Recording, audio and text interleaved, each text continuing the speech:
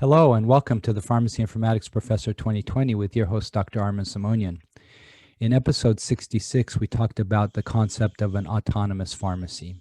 And we know that in order to achieve that goal, we have to have complete interoperability between our systems. Well, at the foundation of interoperability is the interface. So we have to be able to interface our pharmacy technologies or automation to our electronic health records for it all to work properly. Today, we're fortunate to have a return visit by Dr. Dennis Tribble, one of the pioneers of pharmacy informatics. And Dennis, I invited you back here today to talk about interfaces because you've been there and you've done that.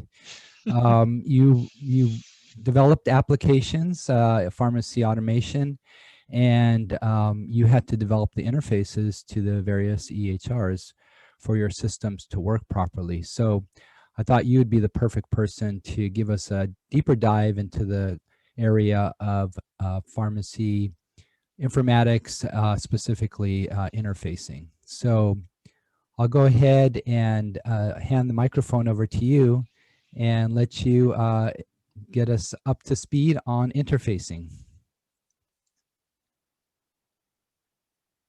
Go ahead and bring up your presentation. Okay, and it's all yours. All right. All righty. Thanks, Armin. And welcome, everybody. I hope you find this interesting. I was telling Dr. Simonian, this is one of my favorite subjects because it's just techie enough that a lot of people don't wind up digging into it very much. And there's a lot of, frankly, mythology out there about how all this stuff works that I think it's kind of worth taking a look at and understanding. So when we're talking about an interface, and we'll talk a little bit later about integration versus interfacing, but at the moment, when we're talking about an interface, we're talking about a communication between two completely different, separate, potentially unrelated applications, potentially running on completely different computers. My favorite analogy for an interface is something I've gone through actually when traveling abroad, which is trying to carry on a conversation through an interpreter. Mm-hmm. So basically, you've got these two applications that are like two different people speaking two completely different languages, and you've got this person sitting in the middle who theoretically understands what's going on in both places and who is taking what you say and translating it into something that the other person can say. Only this is actually even more fun because it actually is like, imagine that this person who's being your translator is an individual for whom both your language and the other person's language is not their native language. Mm-hmm. And so it's the thing that we really have to understand is we're talking about a process that takes data that is intrinsic to a given system, translates it into a format that theoretically everyone can understand, passes it on to the other system, and the other system then translates it back into something the way it understands. So when we're talking about an interface, even when we're talking about bidirectional, in which case stuff can go back and forth, in the role of sender and receiver may change. The reality is, in any transaction on an interface, there is a sender and there is a receiver. And the sender is the application generally that talks to another program that says, okay, take this information I want to send and turn it into something that's standard. Which does that, sends it across the wire. The receiver takes that standard message and may or may not acknowledge receipt and translates it into its internal form and then does whatever it's going to do with it. So when that only happens in one direction, that's a unidirectional interface. When the role of sender and receiver can be reversed, then it's called a bidirectional interface. But even in bidirectional interfaces, those conversations generally go in one direction and then another. It's pretty rare that they're going back and forth. And it's almost never true that they're operating in real time. Hello. There we go. An important concept then when we're dealing with this is the notion, especially when we have interfaces to multiple different systems, or multiple different systems talk to between each other using something that's called an interface engine. So each system talks only to the interface engine, and the interface engine talks to everybody. But an important concept here becomes, who is the source of truth? And let's take something as relatively simple as who's occupying bed 231, bed 2. Okay, because there's lots of people who probably know that the patient is occupying 231, bed 2. But there's only one system that has the authority to change that information, and that system is the source of truth. In that particular case, we're probably talking about what was once called an ADT system, an admission, discharge, and transfer system, but is now typically a feature of an electronic medical records system. So I might actually know, is in the pharmacy, for example, I might actually know that I just watched the patient get moved down the hall to another room.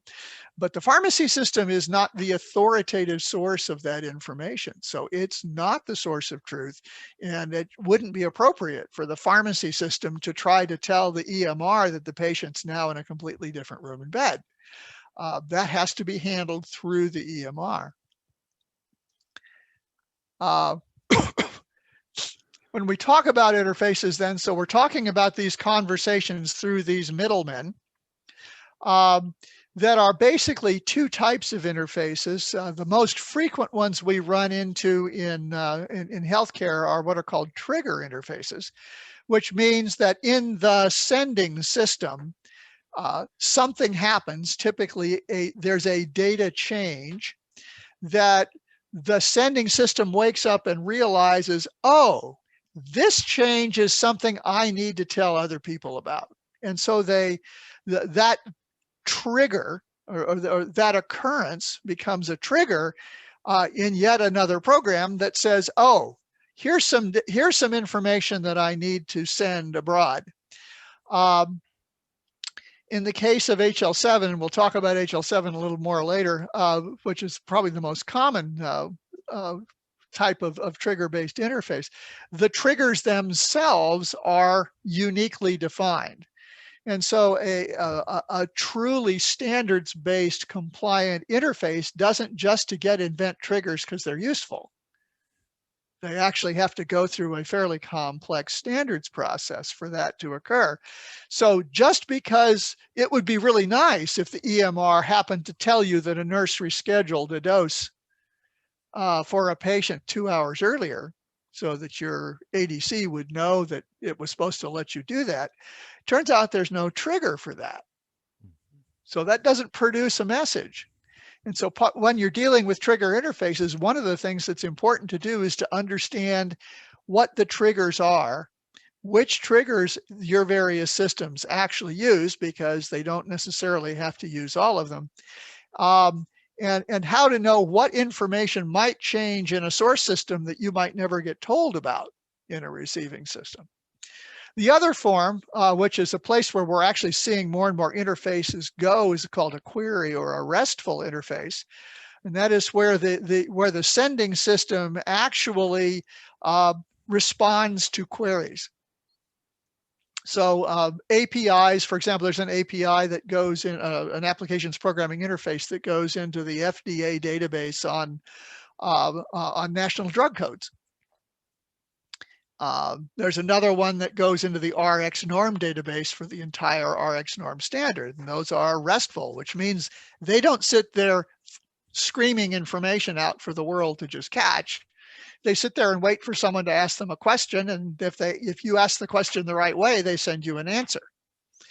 And of course, one of the fun things about RESTful interfaces is that it's easy to mess up the syntax of asking the question, in which case you either get the wrong answer or no answer at all. So there's a lot of QA that has to go into building up your side of the interfaces in order to get them to send you information that you're going to need. It's also really helpful to understand how they look at their data, because for RESTful interfaces, you really have to understand how the other side looks at information, as opposed to triggers, which don't. Trigger interfaces are generally designed for those cases where two systems may have completely different semantic views of the world. But at least we can all agree that, you know, I mean, fundamentally, these are like a 1040 form for filling out your income tax, right? The information that goes in there can be wide and varied, but the reality is at least there's a place for all the information. And that's pretty much what a trigger information is. So what we just talked about in terms of the 1040 form is called syntax, right? So syntax, most of us learned, you know, when we learned English in one way or another, and it's the way you construct a sentence so that everybody knows what the subject is, what the object is, what the verb is, and what all the adjectives and adverbs are, right? So sentence structure is really great, except when someone comes out and says the drogalus scratched his right ear, and you go, what's a drogalus? I have no idea what that is. And so syntax doesn't solve that problem. What solves that problem is semantics, the meaning of the data. If we both know what a drogalus is and that they have 3 ears, and so the right ear is kind of ambiguous, right? So those kinds of things, and that's a silly example, but those are some of the kinds of things that semantics deals with. One of my earliest really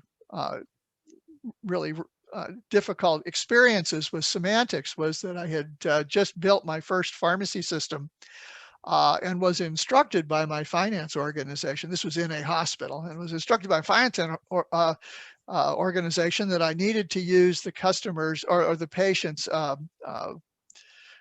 account code as the primary identifier for the patient record. Except they didn't tell me that at the end of every month, they give every patient a new account code. So I had no idea that was going to happen. Yeah. And roughly 30 days into the live session of my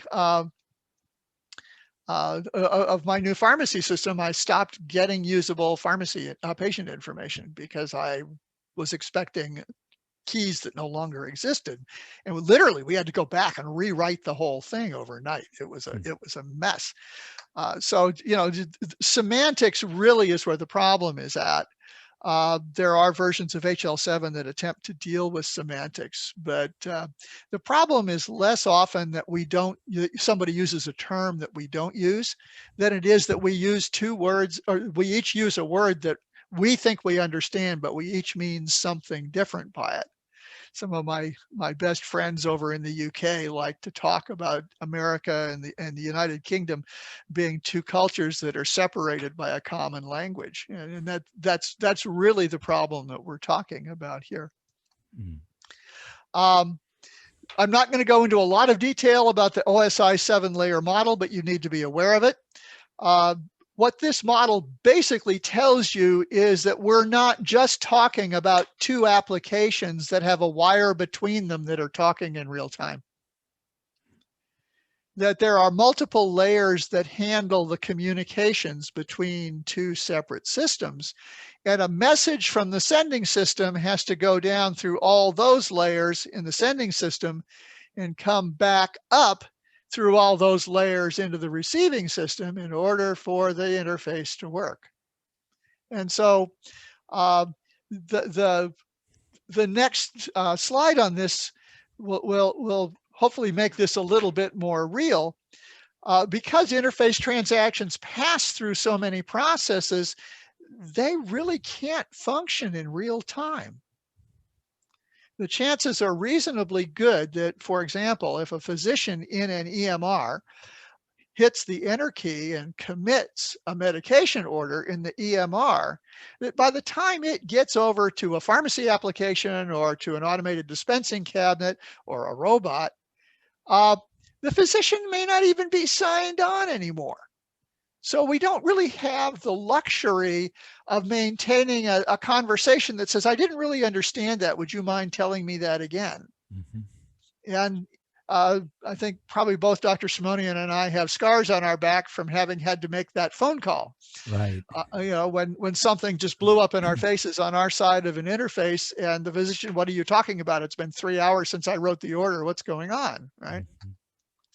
So, but in general, realize that there's not a whole lot of error correction that can go on in real time when something comes across an interface.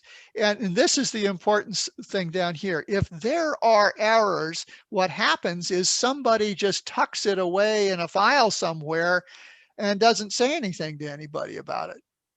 So if someone's sending you orders and you're down, or there's an error in the way they're sending them and they can't get processed in your receiving system, you need to have some way of being alerted to the fact that those exist, so you can go find them, make sure they get acted on, and oh, by the way, correct the problem that kept them from coming through in the first place. So interfaces tend to be a lot of work. Because at the end of the day, they can produce errors, and errors just basically go into the bit bucket. Other thing we want to worry about with interfaces is what are called lower layer protocols. So again, I'm going to go back just briefly. So we're talking about this stuff down here in these bottom two layers.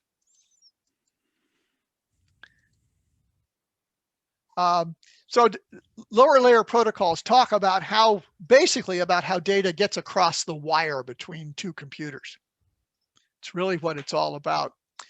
Modern interfaces are almost exclusively based on TCP/IP communications, which is inherently reliable. So without going into an immense amount of detail, when I go to send a message across a TCP/IP connection, depending on the size of the message, TCP/IP may break it up into a whole bunch of little messages, each of which it knows what was sent, and it knows what needs to be received on the other end, and it routes it across the network to get over there. Each of those little individual pieces is checksum validated and all that kind of stuff. So the opportunities for it to become corrupted during transmission are almost non-existent. So think of it as somebody sending you a book through the mail where they tear every page out of the book and put it in an envelope and mail it to you. And you only finally have the book when you've received all the letters and put all the pages back into the book. And oh, by the way, they don't arrive in page order. That's kind of how a TCP/IP network works, but it works. The wonder is that it works, and it's fast and it's reliable. When Dr. Simonian and I first got started in this business, what we generally had were called serial RS-232 interfaces, which were inherently unreliable. You had a really, first of all, they were point-to-point interfaces. So if I needed to have an interface between two systems that were a block away, I needed a wire that was a block long. Right. Or actually, we use something like microwave or other kind of radio transmission to get a good chunk of that done. But the reality is that's kind of the way it was. And the problem is the longer that wire it is and the more electric noise that it runs through, the more likely it is to drop a bit. And old serial interfaces literally are bitwise interfaces. Their job is to move a series of bits in sequence across the wire and have them received in sequence on the other side of the wire. And so, when people would do things like running serial cables over fluorescent light fixtures and those kinds of things, the frequency with which the message got corrupted, even if one bit was dropped, you could get a corrupted message. It was pretty high. So it meant that the lower layer protocols had to have checksums and other mechanisms built into them that both the sending and the receiving side knew how to operate, so that they could verify that they actually got data across the line in a good shape. Another kind of interface that's even kind of older, but it's been around for a long time and still we wind up seeing it working, especially in robots actually, is the notion of a file sharing interface, where the sending system constructs the message they want to send, and they use FTP or maybe even just a straight old networked login to a known network share, and they dump the file in the share. The receiving system's job is to sit there and watch that file share and see if there's anything new coming in. And if they see it, process it and move it out of that file, that share, so that nobody tries to deal with it again. Usually reliable, especially given the fact that most connections today are, again, TCP/IP, so it's not quite that bad. But there's no back and forth on a file share. This is strictly one way. And another one, I actually have a lot of experience with this last one, and I'll tell you, when you need to get something done in a hurry, it's pretty hard to beat, and that's a print stream interface. So in a print stream interface, the sending system doesn't know it's involved in an interface at all. It thinks it's printing stuff on a printer. But what happens on the receiving end is that what should be a printer is actually another program that pretends to be a printer, that receives the output that was intended to go to the printer and parses information out of it. Now, you can readily imagine that there are things that could come across that print stream that you couldn't parse.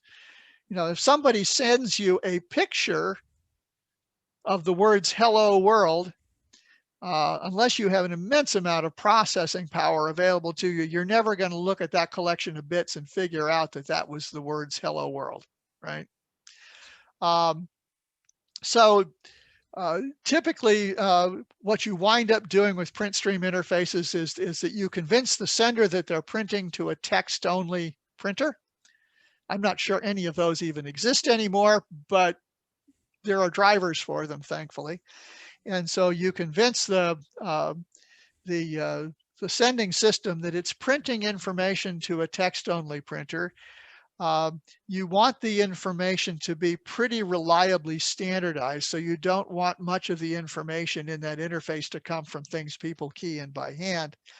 And then you have to have something on the other side. One of my prouder moments was the building of a field configurable print stream parser that we used in the early robotic days, so that as long as somebody sent me anything across that it thought it was printing, as long as stuff was always pretty much in the right place, and I mean pretty much, not exactly, right?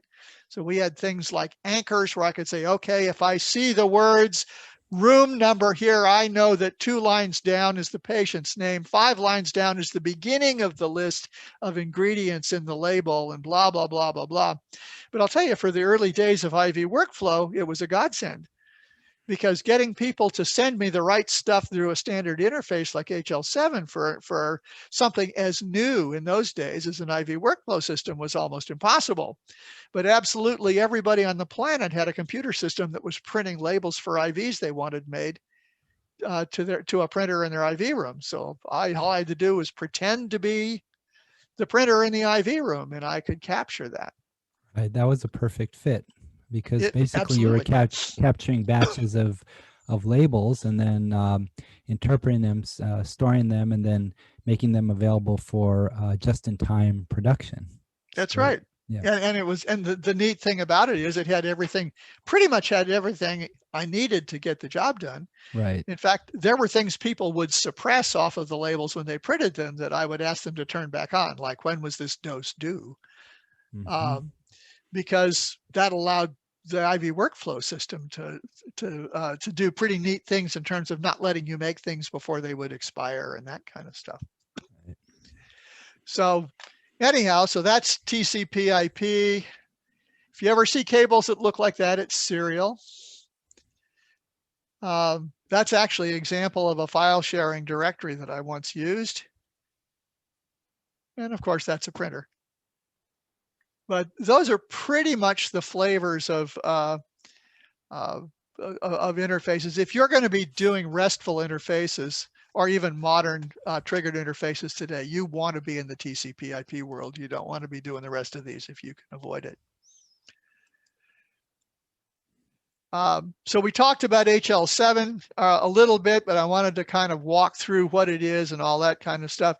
So HL7 is an acronym for Health Level 7, which means it lives at the application layer of the OSI standard. So it doesn't have a lot to say about how the message actually gets between two computers. It assumes that's taken care of. And so it's a syntax, it's a sentence structure by which we can communicate relatively complex healthcare information. It is a triggered interface. So not only does it describe the syntax of the messages, it describes the circumstances under which those messages get created. And if they haven't described the trigger that you need, that's usually a matter for something really imaginative, which we'll get to in a few slides. It also does have a query form. I've been around HL7 now for nearly 40 years, and I think I've seen querying used twice. One of the problems that we see, and I was actually a couple of years back, I wound up going to an HL7 convocation because I wanted to get something done in HL7 version 2, because that's pretty much what everybody uses in the United States. I first encountered HL7 version 2 in 1991. And it had been around for a while by then. So it's well over 30 years old. And the US is now pretty much the only place in the world where a version HL7 version 2 is still used. Most of Europe is either on version 3 or on FHIR, Fast Healthcare Interface something. I've forgotten what FHIR stands for. But so HL7.org is actually focused entirely on FHIR. And it uses RESTful interfaces, which means you kind of wonder how people deal with triggers in that environment, but which may be the reason we've stayed with version 2 for all these years. So this is what an HL7 message looks like. An HL7 message is a list of lines. Each line has a 3-character identifier.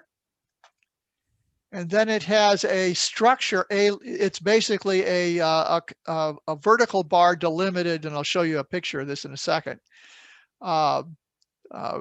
field list. And so basically, this is the way an HL7 message would be described in the HL7 literature. The MSH is a segment absolutely every message has to have. It tells you where it's coming from, who it's intended for, when it was sent.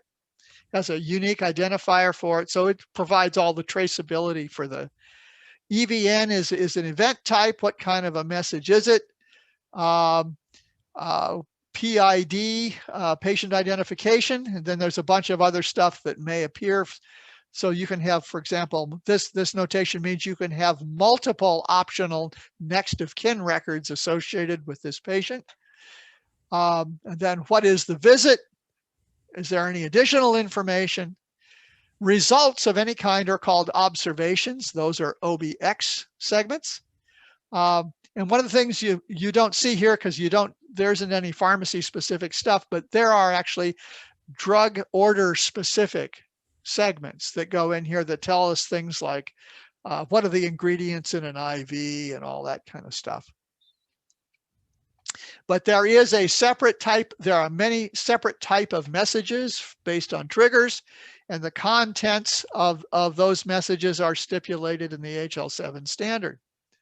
So if it's not in the standard, you're not supposed to put it there.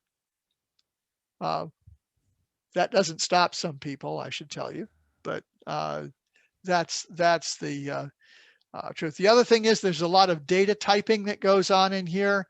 So this is an example of a message. Okay, so it's an ADT01 message. This is the MSH. It tells me that it's an ADT01. Here's the patient information. So there's the med ID. That's a medical record for Donald Duck, who was born 10/10/1942. He lives at 11 Duck Street, Fowle, California, and so on and so forth. So you can see that these basically are text strings with a vertical bar as a delimiter between fields. The caret character is basically a sub delimiter for a complex data. And how I know all that is that after MSH, I have a vertical bar, which means that's the field separator, a caret character, which means that's the sub delimiter. Oh, gravy, I've forgotten what that's called. Tilde. Tilde character, which means that it's a repeating. So there's a repeating set, and the ampersand, which is, I forgot what those are. You don't see those very often, but that's how that all works. And so theoretically, when you're using a fully standard HL7 message, you can read an MSH and see somebody doing something completely non-standard in here and figure out what it is they're doing, as long as all the fields all the data are in the right vertical bar delimited fields. Think of this as like a comma separated variable file, except it uses vertical bars. Okay. You're making me long for a trip back to Disneyland now that it's reopening. So, but that's basically what they look like. This is all one segment, by the way. So the segments can get pretty long. I believe, according to the official literature, the segment can be 1,028 characters long. And they get really, really long with continuation characters when you have things like images or text or those kinds of things, because you can actually render using something called a DICOM standard. You can actually render a graphic image like a chest X-ray as a series of bits in an HL7 message. So we wanted to get to this final notion here, which is when is a standard not a standard? Well, one of the segment types that you can get in an HL7 message begins with the letter X. And when somebody uses the letter X as a segment name, it means they have just defined a proprietary segment structure to be tucked into the HL7 messages system, which means in turn that this version of HL7 or this implementation of HL7 has suddenly stopped being standard, because everybody who uses it has to be prepared to get that silly X segment. And especially since nobody's really paying much attention to version 2 of HL7 anymore, you're going to see a lot of X segments. The other thing I'll warn you about a little bit, I was a little bit reluctant to put this in printing on the slide, but it's an experience you need to be aware of. There are some people you'll work with who are doggedly compliant with the HL7 standard. There are other folks who aren't.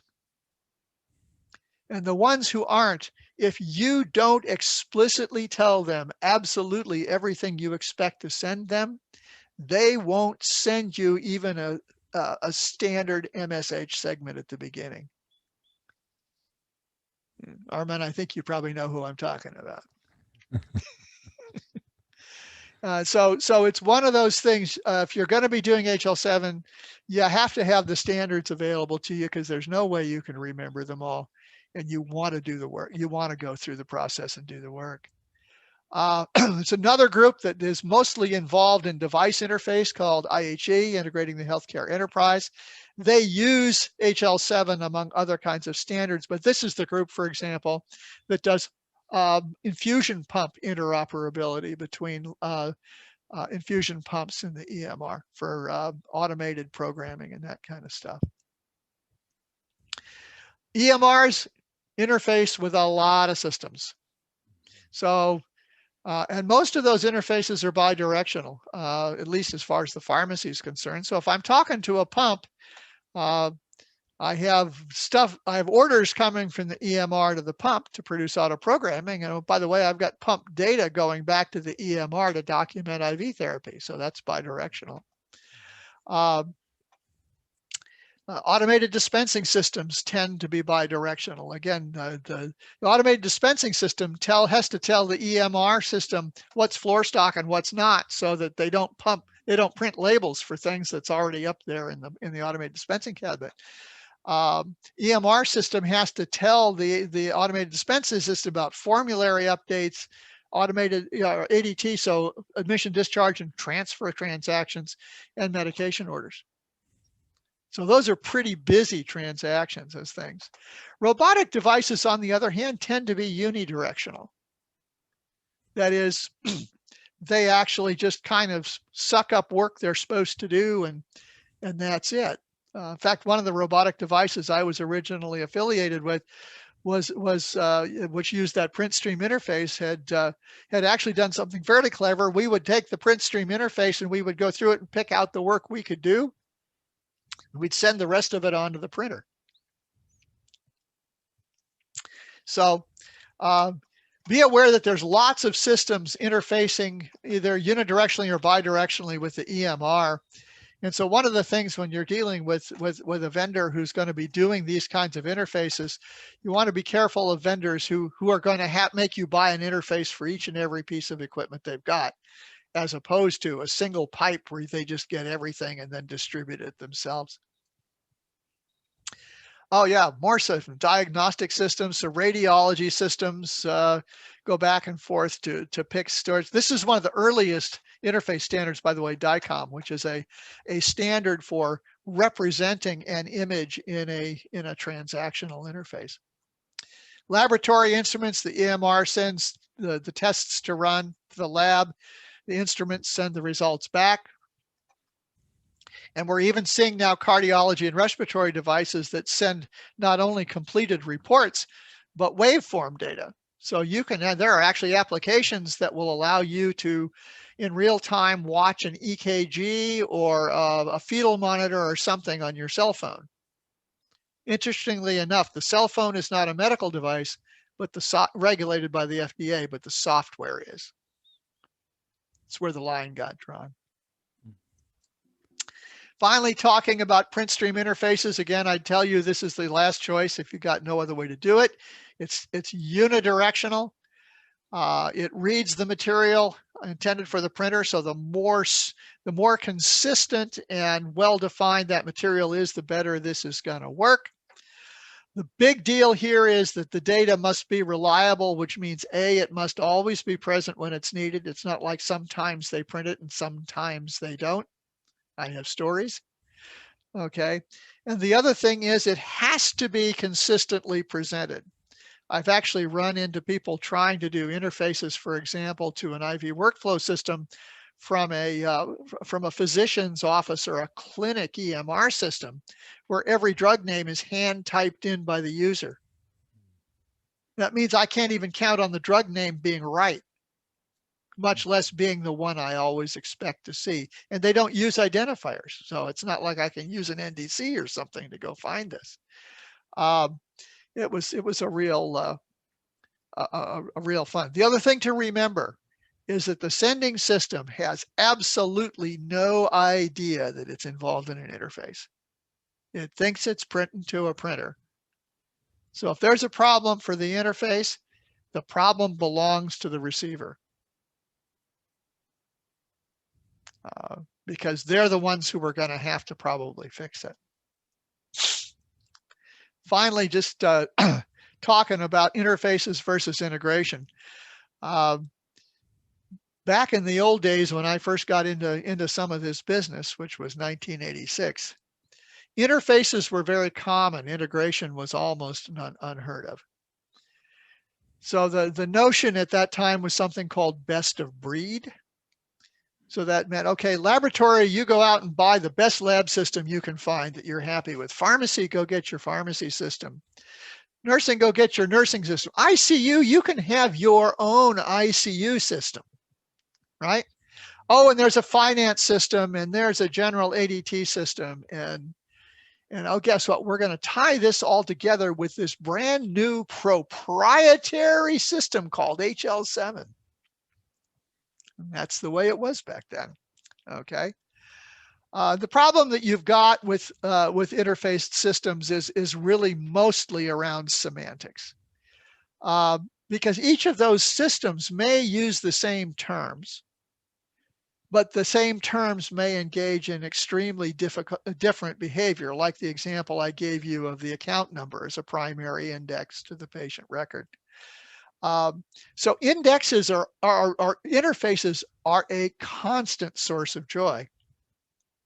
I'm being sarcastic.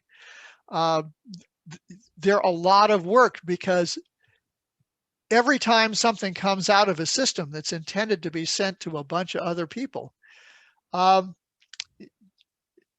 depending on a change someone made in that system, it may or may not be intelligible to the people who are supposed to receive it. So there is a lot of work, and there's a very specific set of tools that you have to have in order to be able to see what was sent, what systems it went to, what happened when it got there, and then figure out how it is you're going to keep doing your job until you can get that fixed.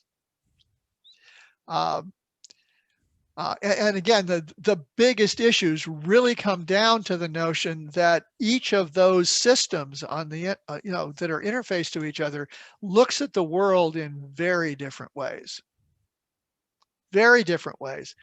and nobody articulates the assumptions. So you find out about them only when the same word is used for two different meanings and they collide on the interface, which means somebody's watching this all the time. And notification systems for errors are a life's blood to the people who manage this. Comparatively integrated systems, so we're seeing more and more of these now, are systems that actually work on a common data model, maybe even on the same database, or have multiple databases with at least a consistent data model and a consistent architecture and a consistent semantic framework. Could be I worked with one that was one very large application that did everything from ADT to pharmacy to radiology. But in an integrated system, there's nothing to send, because everybody basically is working on the same data and everybody can watch the same data. And if there are triggers, the triggers are internal to that software. And the result is that it's a whole heck of a lot easier. I mean, if you think, for example, of sitting in a pharmacy, in a hospital pharmacy, and you get an order, you want to go look at the labs. In the interfaced environment, you may not be able to, or if you can, that means you have to jump out to another window or something and open up the lab and see what the results were. In a well-architected EMR, you can click on a button and get the labs. Or if it's really well built, the minute you call up the detail on the lidocaine you're giving the patient, you get the last 3 EKGs, or the pulse rate, or right? So integration is the way the world is going.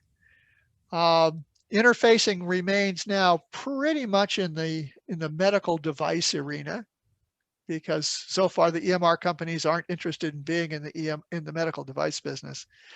But if you have a chance to make everything go integrated and not do interfaces, your life will be a whole lot better. And that's my story, and I'm sticking to it. So. Right. Dr. Simonian, the microphone is yours. Thanks so much. A very good, in-depth, thorough discussion of the topic. So really appreciate that. The sign of a good teacher is somebody who can take a very complex subject and break it down into simple terms that everybody can understand. So I appreciate you having that quality of being a really good teacher and giving us a very basic, understandable view of interfacing. Thanks a lot, Dr. Tribble. Well, it's one of my Great. favorite subjects, and I always enjoy dealing with students. So this is this is a good place for us both, I think. Yeah, yeah. Well, this will help students and also practicing pharmacists and pharmacy informaticists, I believe, because you know, it's something that we have to deal with on a daily basis when we're out there actually doing the work. So again, thank you so much. And to my viewers, I'll say, stay safe, stay healthy, look after the health of others, and I'll continue to work on more episodes, and we'll hope to see you next time. Thanks, Dr. Tribble.